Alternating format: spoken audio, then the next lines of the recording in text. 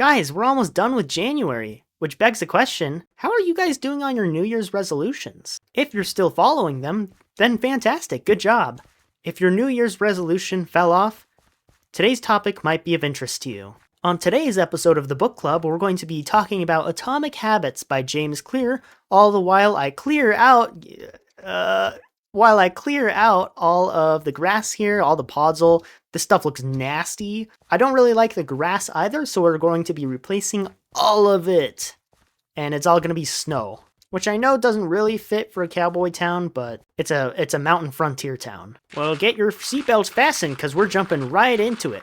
Now, before we start talking about how to develop healthy habits, we have to define what a habit is. James Clear offers a wonderful explanation on what a habit is. What he basically describes is that a habit is the brain making patterns. You see, it's really exhausting for the brain to have to make decisions. So what a habit basically does is it allows the brain to stop thinking about something that you do a lot. If every morning you wake up and you go have your cup of coffee, the brain decides to make it a habit. It's a lot easier to just go grab a cup of coffee on autopilot than it is to think every morning, what do I want to drink? Maybe I should have a coffee. That's exhausting for the brain, so it tries to limit it as much as possible. That way you conserve brain power for the decisions that actually should require thinking. Habits are a great thing for human survival, right? If you spend all of this energy thinking about trivial things that could be repeatable and automated, then, I don't know, if you're being hunted by a bear or something and you have to make a bunch of decisions, your brain's going to be exhausted if you don't have habits. So habits are a good thing. It's not something to hate. The unfortunate reality, though, is a lot of people develop bad habits. And this just happens from repeating something that was bad multiple times, so your brain decides to automate that process so you don't have to think about it anymore when you do something bad. A universal example of this that I'm seeing pretty globally is doom scrolling, right? You start off with just checking a little bit of TikTok or whatever, Instagram, but then slowly over time your brain automates just opening your phone and going to these apps that allow for doom scrolling, and you just sit there and you scroll and you scroll and you scroll forever. It's a bad habit. But a lot of people don't even think about it. They don't even realize they've opened up the app, and then boom, an hour flies by. So from what I can tell, the purpose of Clear's book is essentially how to understand habits and put them to your advantage, whether that be destroying bad habits or developing healthy good ones. In his book, Clear offers up a very simple to follow 4-step process on how to destroy or develop habits. So now that we have a pretty good idea on what a habit is, we can start talking about the 4 guidelines James Clear offers on how to develop or destroy habits. The first of these guidelines is to make it obvious. The general idea here is that you need to make doing your habits obvious. There's a number of ways to do this, but I'm going to just mention 2 that Clear mentioned in his book. The first of these is the use of visual cues. Humans are very visual creatures. Our strongest sense is probably our eyes. Don't quote me on that though, but I'm pretty sure seeing things is very important to humans. I read that somewhere. And because of that, we have developed visual cues for our habits. What this means is that seeing something will usually trigger a habit to occur. It might be the case that when you're at work or something, you don't crave candy, but when you're at home and you're sitting in front of, a candy bowl, then you're going to start craving candy. That bowl of candy sitting on your table is your visual cue to go and eat candy. Sounds pretty obvious, right? Well, this can be used to your advantage. If you're trying to break the habit of eating candy, you can break the visual cue by moving the bowl of candy somewhere else. Getting rid of that visual cue will reduce the amount of times you think about eating candy, because it's not right in front of your face every time you sit down on the couch. Now, this can also be used in a positive way as well. If, for example, you're trying to read more books this year and make reading a habit in your life, then you can increase the chances of your habit occurring by placing a bunch of books around your house. This increases the number of visual cues you have to go and read, and so it's obvious to your brain that, oh, maybe I should go read. It was actually quite funny to me while I was reading this book, because I discovered that this actually works really well. While I was reading this book, I was keeping a bunch of notes I was taking on the Notes app on my phone, and I had my phone just sitting on my lap while I read. And since I had my phone just sitting right there, it was a visual cue for me to keep checking my phone while I read. So I kept reading a couple of pages and then I'd get super distracted and I realized I pulled my phone out even though I was reading a book. So I decided to follow James's advice here and I put my phone over on a shelf across from the room so I wasn't feeling it constantly while I read. And lo and behold, I stopped checking my phone and I actually read the book. I know it sounds really obvious, right? It's that whole out of sight, out of mind thing. But until you're consciously trying to find instances of it happening, it might not be obvious to you. But that's the whole point, right? Is to make it obvious. Clear offers a sentence you can use to help make things more obvious to yourself. And he cited some science experiments that some scientists did where they tested a group of people and they made one group of people like get inspired or something to go be having good habits. But then the other group of people were told to write a sentence down of like, I will do blank habit at blank time at blank location. And what they found is that by writing down that they were going to go and do this thing, the people actually went and did the thing.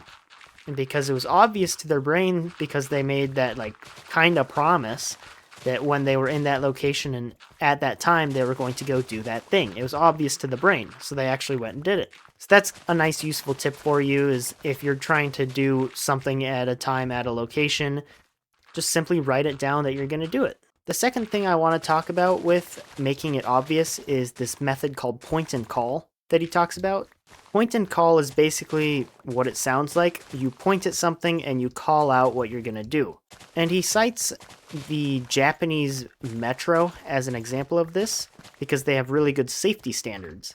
There's tons of videos online about just Japanese trains in general, but one thing you might notice from watching those is that the train people, I don't know what to call them, they're always at the station kind of directing trains. They always do a bunch of hand motions, they point at things and call things out, and it kind of looks like a show almost. But what James Clear talks about here is that by pointing and calling every safety thing, these trains never miss a safety protocol.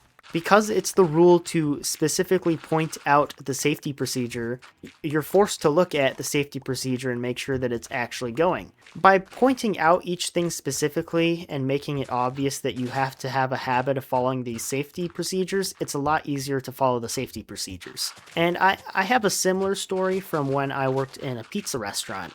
I was a closing manager, which basically means I have to make sure that all the ovens are turned off in this pizza restaurant, blah, blah, blah, you know. There's a bunch of things you just have to turn off.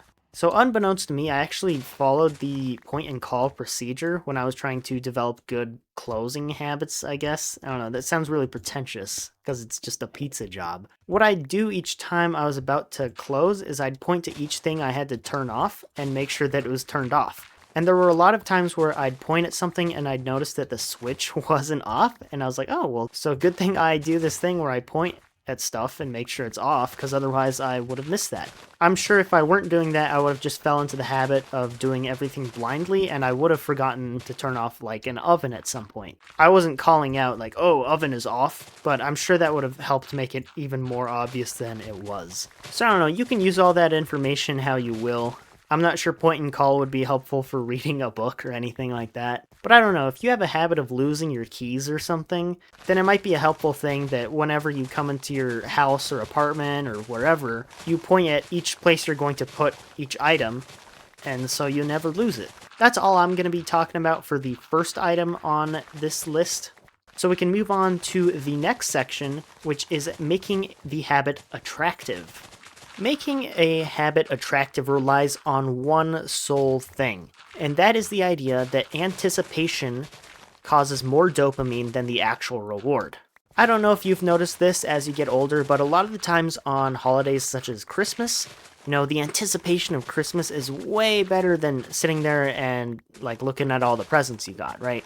I mean, the presents are nice and awesome, I'm not gonna complain about that, but the anticipation of the presents is way better. The idea here is to utilize this trait to our advantage, right? If you can make the anticipation of doing a habit really fun, then it's gonna become addictive. So again, there's two main ways of doing this. We're first going to talk about the idea of habit bundling. So you might be familiar with the idea of habit bundling already. The example he uses in the book is the idea of watching Netflix while running on a treadmill.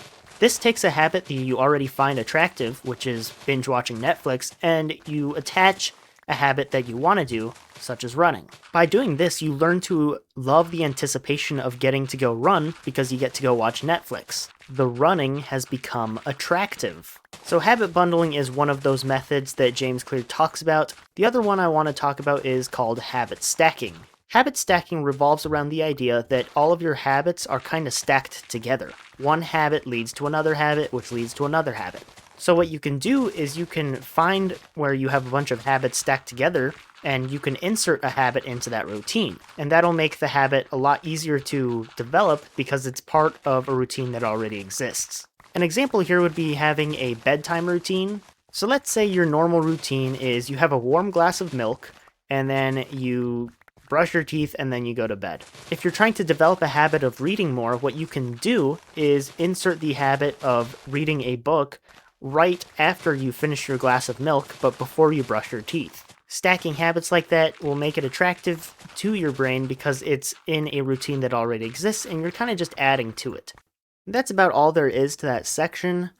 I went through and flattened out the rest of everything, so we should be ready to place the snow layers. However, there's one small issue that I found, and that has to do with just how many blocks we dug up right there. I have 5 chests worth of blocks, basically. Probably 4, because there's weird stuff like seeds and coal. So we have 4 double chests worth of blocks that we mined just for this project. And that means I'm going to need 4 entire large boxes of snow blocks. Which is like, sure, whatever, I can do that. But if we go over here into my, snow farm, I just sit here with my iron shovel, right? Collecting snowballs. Okay, so that's all the snow I get from one shovel. We go in here, and I already have 62, because I did this once. But it only makes, 62 snow blocks. So if you can math in your head real quick, 1 shovel equals roughly a stack of snow blocks. I'm going to need 4 double chests of iron shovels to get all of the snow we need for this area. I'm going to do that off camera, because watching me do this would be very boring. In fact, it's so boring that I'm already sick of it. We have some blocks. This is maybe a single chest. No, not even close. There's no way to make it easy. Haha, that's the next section. Make your habits easy. I remember this section started off with talking about a tale that I've heard several times. It's not really a tale, it's a study. So essentially there's a photography class, right? And in this photography class, the teacher divides all the students into 2 groups. One group of students is tasked with taking as many pictures as possible. The other group is tasked with taking one picture that is really good. At the end of the semester, the teacher goes through all of the pictures and chooses which ones are the best. Whoa, hello.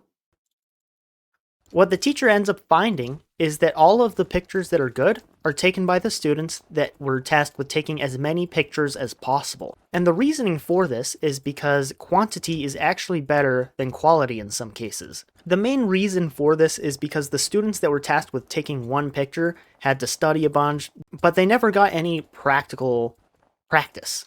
However, the students that had taken thousands and thousands of pictures throughout the semester got really good at taking pictures. So those students always had better pictures than the ones that were focusing on perfection from the very start. And that kind of sets the tone for the entire segment. And that is that with habits, the most important thing is repetition, not time.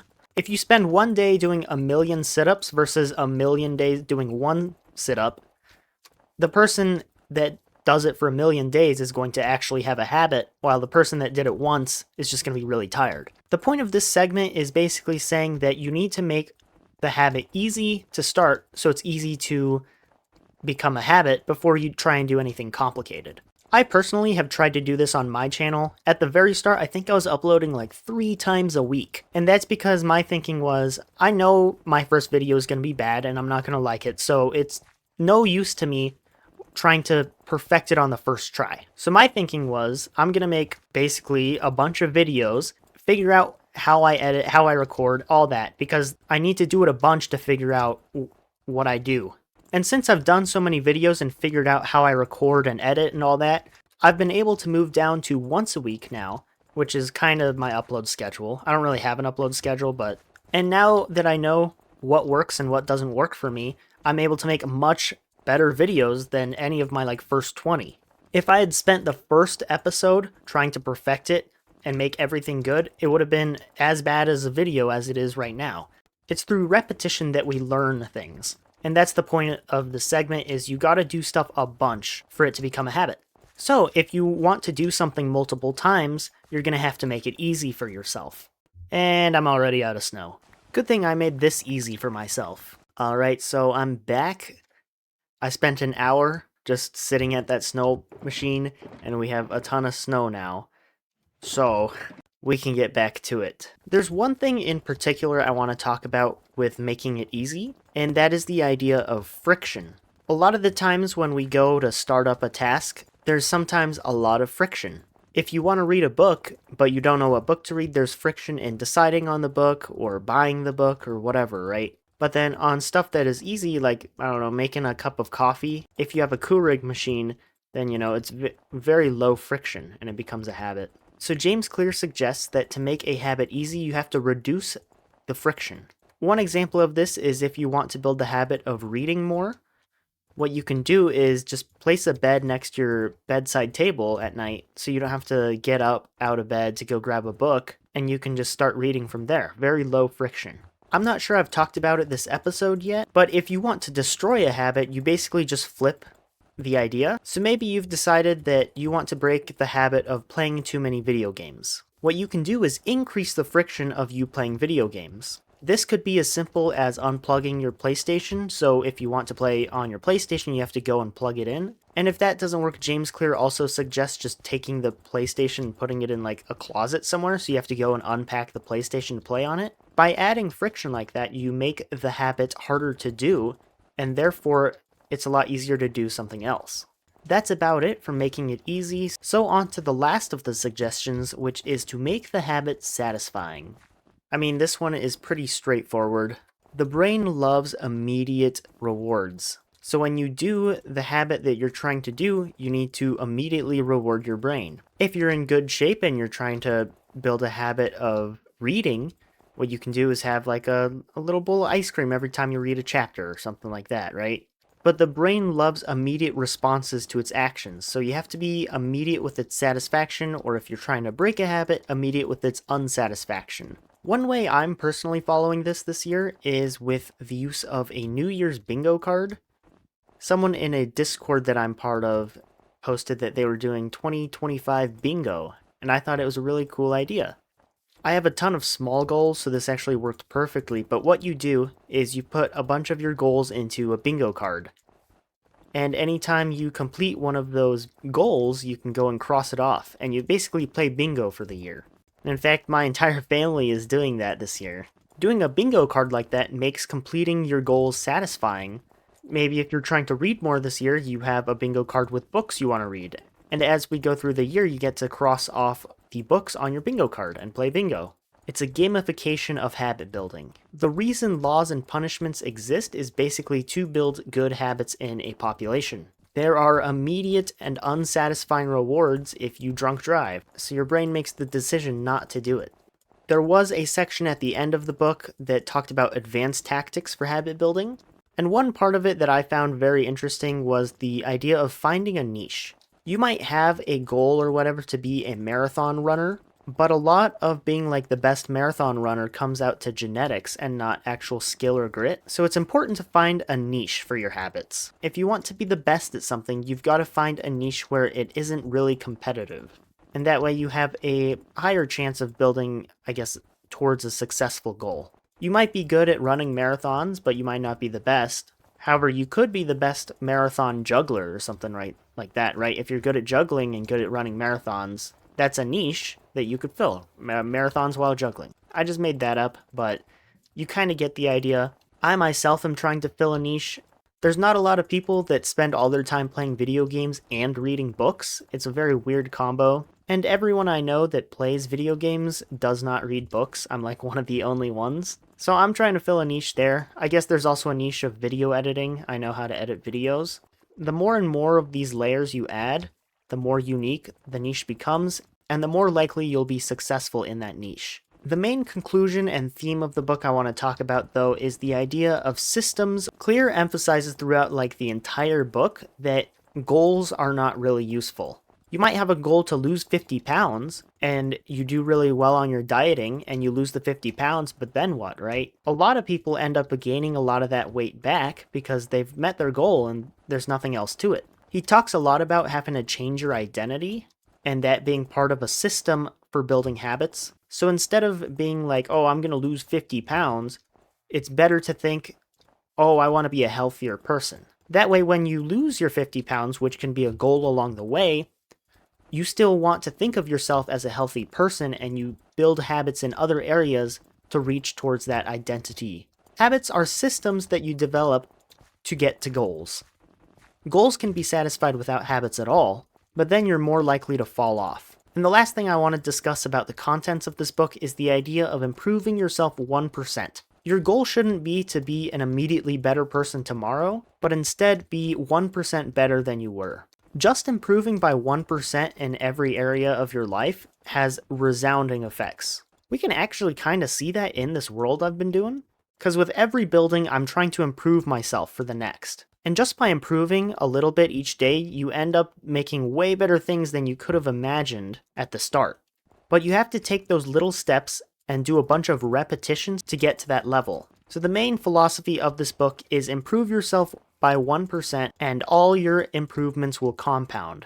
It's like interest, and habits are a great way to improve yourself by 1%. Habits are systems and they will continue to improve yourself. You just have to keep with the habit. Well, I am done talking about the book. I highly recommend you read this. There's a lot of things I've left out just because it's impossible to include an entire book worth of information into one episode. But if this book seems interesting to you or like it would be helpful to you, go ahead and check it out. I highly recommend it. It's very easy to read. It reads like a blog post because the author writes blogs for a living. So yeah, check it out. It's a great book. Unfortunately, I have run out of snow, but we got the vast majority of everything done, and I can already tell you this town feels really weird.